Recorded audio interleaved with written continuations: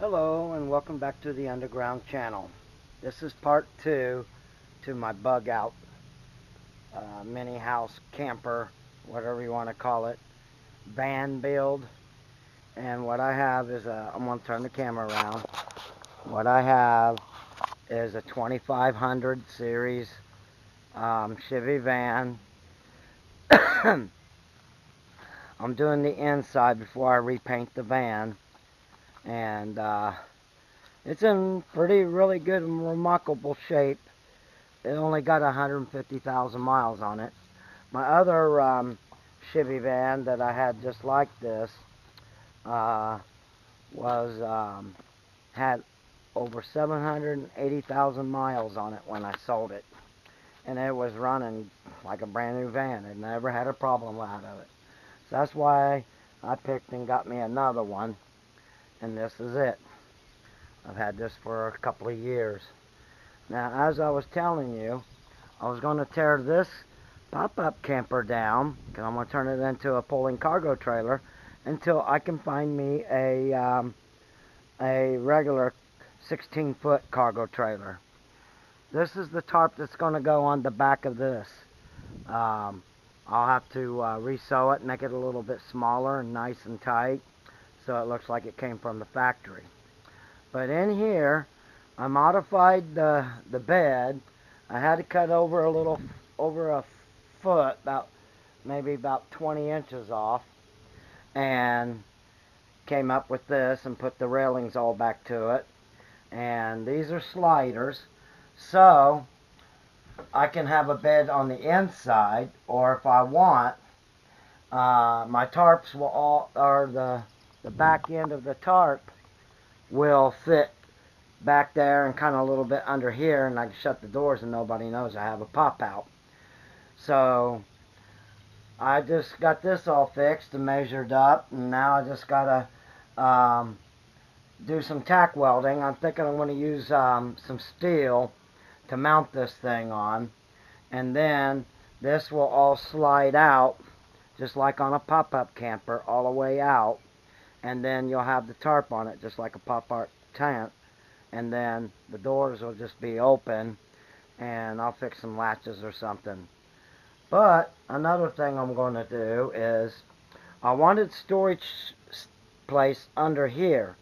But if you got your bed on the inside or it's mounted fixed like most people do with their vans, uh, you can't get to it unless you want to dig and get underneath your bed. If you built your bed inside permanently, you have to dig stuff out. So anyways, my honey is calling me. I'm sorry about that. Let me answer it, and I'll pause this and come right back. Okay, I'm back. My family lives in the Philippines, and they need me so bad. And I owe $31,000 to the government before they'll let me have my visa. So that kind of hurts. And now this coronavirus scam to lock all the people up, that's bad too.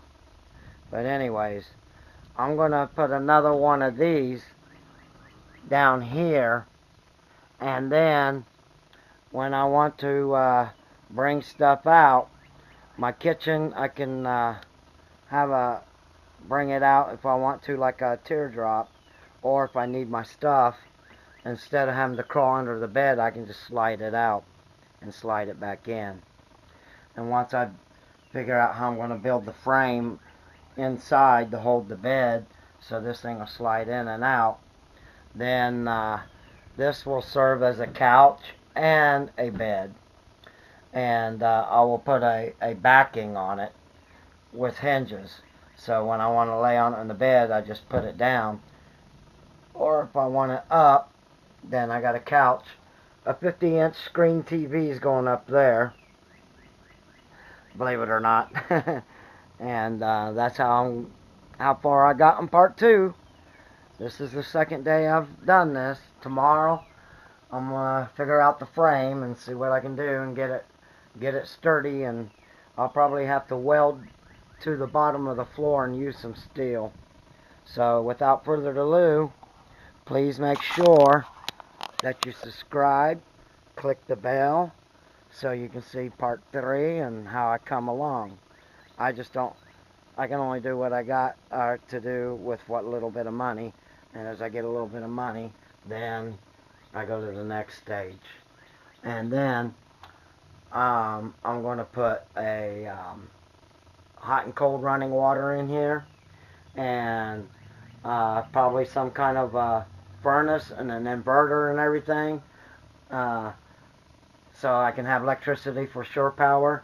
And then if anybody has anything that you could suggest, or maybe I can get some supplies and or something like that. Like, I'd like to cut the top off and put a pop-up, and I kind of like that idea. So without further ado, see y'all later.